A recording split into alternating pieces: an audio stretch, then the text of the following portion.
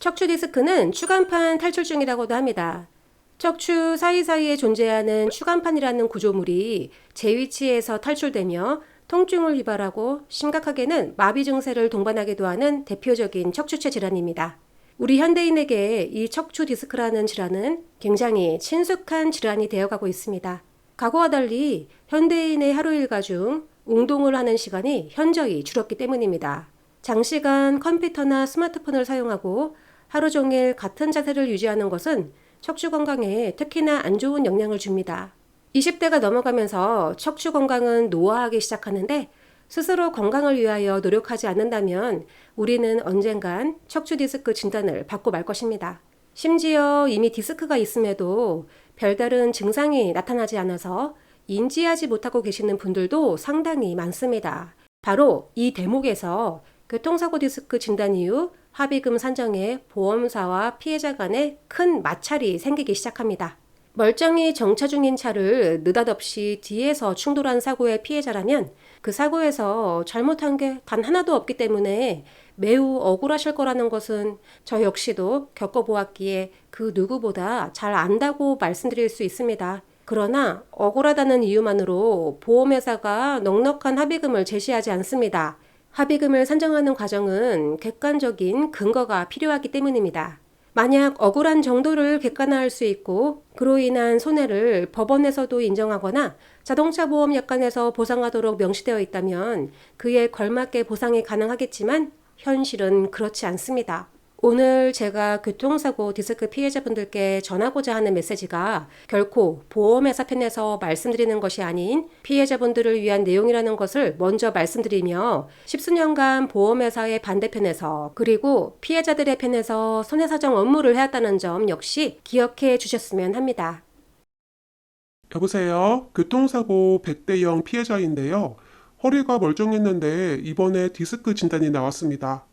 이미 수많은 교통사고 디스크 사건을 처리한 경험이 있는 저희에게 기존 위임자의 소개, 인터넷 검색 등 다양한 루트를 통해 문의 주시는 분들께서 자주 말씀하시는 내용입니다. 교통사고 디스크 합의금에서 디스크 진단이 빠지면 안 되는 것은 분명한 사실입니다. 하지만 절대로 그게 전부가 아닙니다. 앞서 언급하였듯 디스크는 기본적으로 척추체의 질환, 즉 질병이기 때문에 교통사고로 진단이 나왔다고 한들 그 교통사고와의 인과관계를 입증하는 것이 손해사정에서의 핵심이라 할 수 있습니다. 물론 교통사고 디스크 후유장애 평가도 중요한 관문이라 하겠으나 그보다 사고가 그 디스크에 얼마나 직접적인 영향을 미쳤을지를 짐작해보는 것이 우선입니다.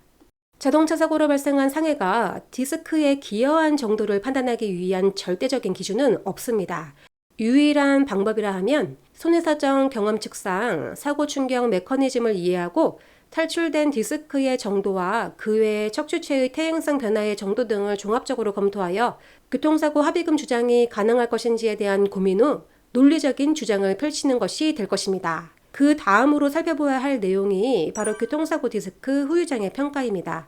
교통사고 합의금 산정 과정은 위자료와 휴업손해, 간병비, 통원 교통비, 향후 치료비 등 여러 항목들이 하나하나 모여 최종 합의금을 결정하게 되는데 디스크 합의금은 그 중에서도 후유장애로 생긴 노동능력 상실을 계산하는 상실 수익의 규모가 가장 클 것입니다. 맥브라이드식 장애평가 기준에 따른 노동능력 상실률과 그 상실 기간을 보험회사에 주장하기 위해서는 신경외과 전문의로부터 평가받아야 합니다.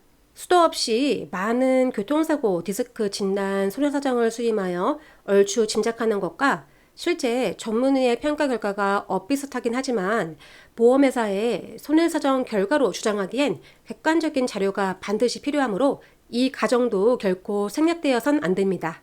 모든 자료들이 준비된 후에야 비로소 교통사고 디스크 합의금 산정이 가능하고 보험회사에도 그 금액을 당당히 주장할 수 있게 됩니다. 간혹 이런 절차를 거치지 않더라도 보험회사로부터 디스크 보상금을 받았다는 주변 사례를 언급하시는 분들도 계시는데 당연히 보험사 담당자로부터 어느 정도 동의를 얻어낼 수는 있지만 제가 소개해드린 모든 객관적인 자료를 준비하고 손해사정서에 담아 합당한 손해배상액을 주장하는 것과 확연한 차이가 있습니다. 오늘은 교통사고 디스크 진단 관련 손해를 적절히 보상받기 위한 방법과 그 절차에 대해 간략히 안내해드렸습니다. 우리 주변에서 위 사례와 유사한 피해를 입었다는 이야기를 심심치 않게 접하곤 합니다. 그만큼 보험회사에 청구되는 빈도도 실제로 굉장히 높습니다. 그러나 대표적인 척추질병 진단을 자동차 사고상해로 인정받고 그 합의금을 받는 것이 과연 쉬운 일인지는 굳이 말씀드리지 않아도 다들 잘 아실 거라 생각합니다. 억울한 사고로 교통사고 디스크 진단 후 고통받고 계신 분들께서는 하단의 상담부를 통해서 전문가의 검토를 받아보실 것을 권해드립니다. 오늘도 시청해주신 여러분 감사합니다. 다음에 또 만나요.